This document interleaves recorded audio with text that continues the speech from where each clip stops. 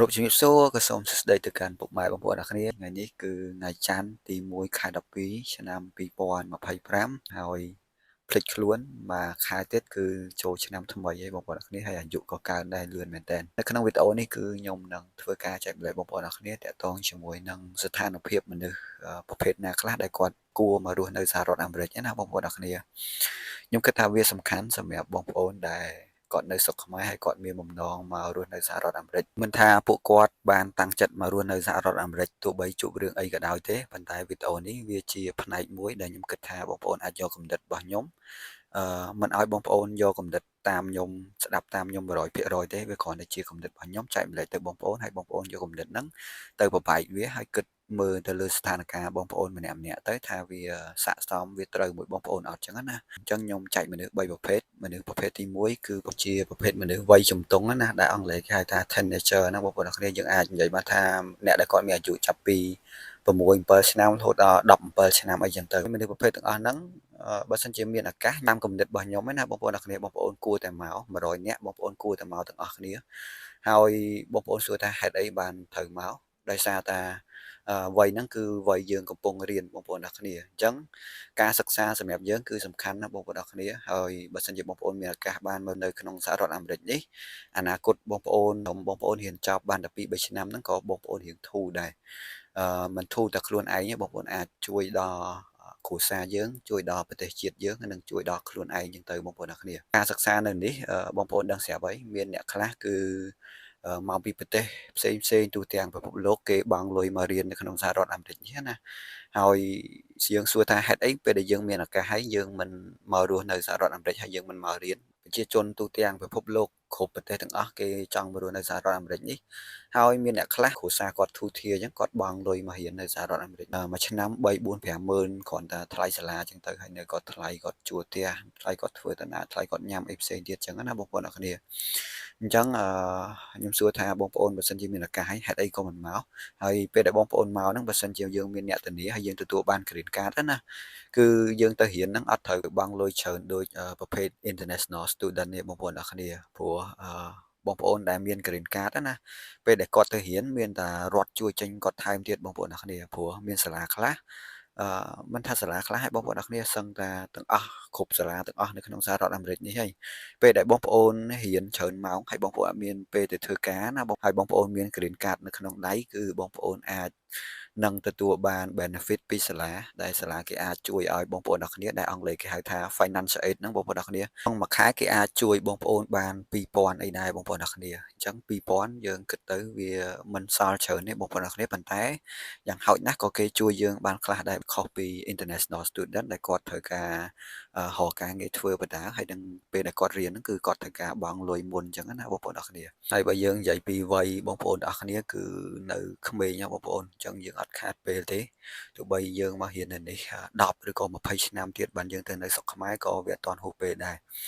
មានប្រជាជនច្រើនបងប្អូនខ្ញុំតូចចិត្តមែនទែនដោយសារតែខ្មែរយើងអ្នកដែលគាត់មានវ័យប៉ុណ្ណឹងឬក៏វ័យលឿននឹងតិចទៀតអត់សូវមានអ្នកមកក្នុងសហរដ្ឋអាមេរិកនេះច្រើនដូចជាតិសាសន៍ចិត្តយើងឯងបងប្អូនអរគ្នាដូច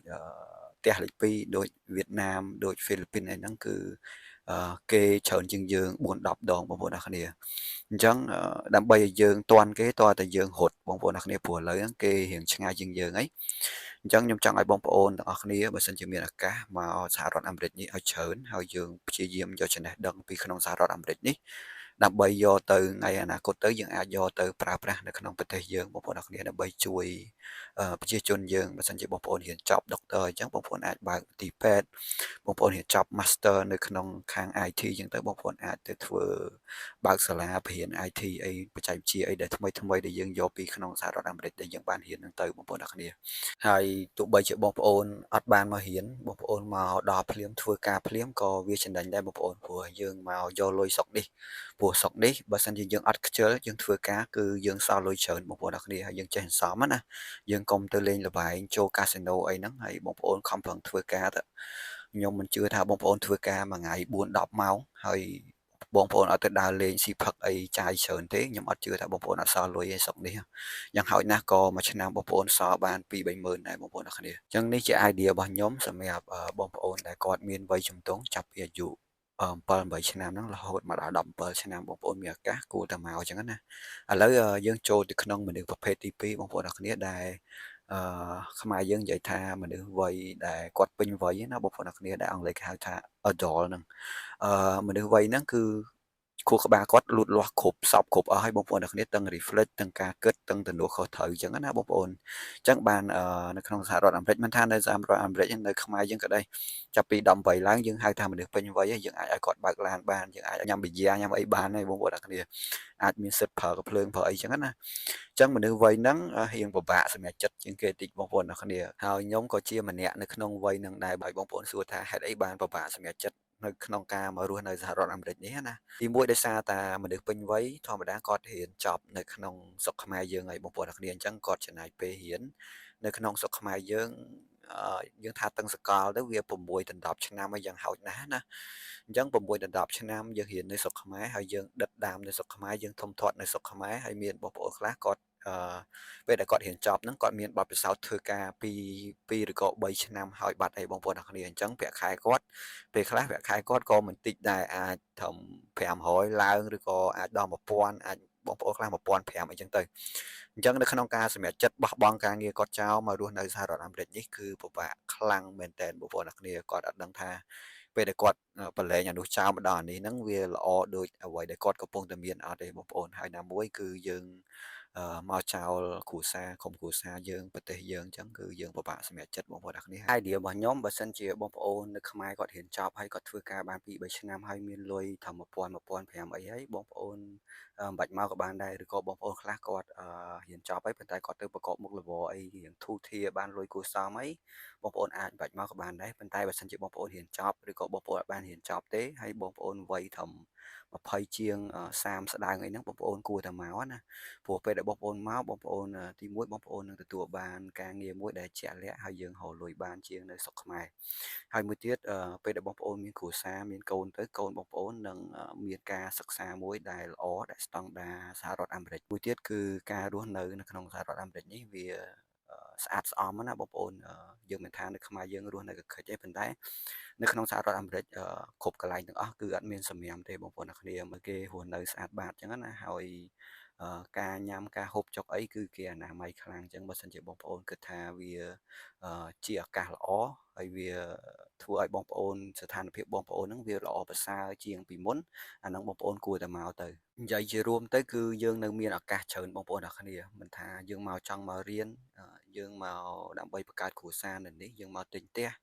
ហើយយើងមកប្រកបអាជីវកម្មមុខរបរអីទេវ័យយើងហ្នឹងគឺយើងមានឱកាសច្រើនបងប្អូនអ្នកគ្នាពេលដែលយើងបានមករស់នៅសហរដ្ឋអាមេរិកនេះណាទី3គឺមនុស្សចាស់បងប្អូនអ្នកគ្នាដែលយើងអាចនិយាយបានថាមនុស្សដែលមានអាយុចាប់ពី40ក្រាស់ឡើងទៅលើហ្នឹងអ៊ំពុំមីងបើសិនជាអ៊ំពុំមីងនៅក្នុងស្រុកខ្មែរហ្នឹងគឺមានគ្រួសារមានកូនមើលខុសត្រូវហើយអ៊ំពុំមីងមានផ្ទះមានឡានអីស្រួលបួរមួយឆ្នាំបងប្អូនសល់ចាប់ពី10000ឬក៏20000អីឡើងទៅហ្នឹងបងប្អូនមិនបាច់មកក៏បានដែរប៉ុន្តែបើសិនជាបងប្អូនពិបាកអត់មានកូនឬក៏កូនមកនេះហើយត្រូវមកមើលចៅនៅក្នុងសហរដ្ឋអាមេរិកនេះឬក៏នៅក្នុងស្រុកខ្មែរហ្នឹងពិបាកខ្លាំងអត់មានលុយចាយអត់មានអីចឹងទៅឬក៏អត់មានបងប្អូនអីនៅចិត្តចឹងអ៊ំពូមីងអាចមកហើយមួយទៀតបើសិនជាអ៊ំពូមីងមានជំងឺជាប់ខ្លួនព្រោះចាស់នៅក្នុងស្រុកខ្មែរយើងភាគច្រើនគឺចាស់ទៅមានជំងឺហើយបងប្អូនមិនថាតែនៅស្រុកខ្មែរនៅស្រុកណាក៏ដោយអញ្ចឹងបើសិនជាបងប្អូនបានមកនៅសហរដ្ឋអាមេរិកនេះបងប្អូននឹងមានអារម្មណ៍ថាកក់ក្ដៅទោះបីបងប្អូនអត់មានលុយក៏ដោយព្រោះ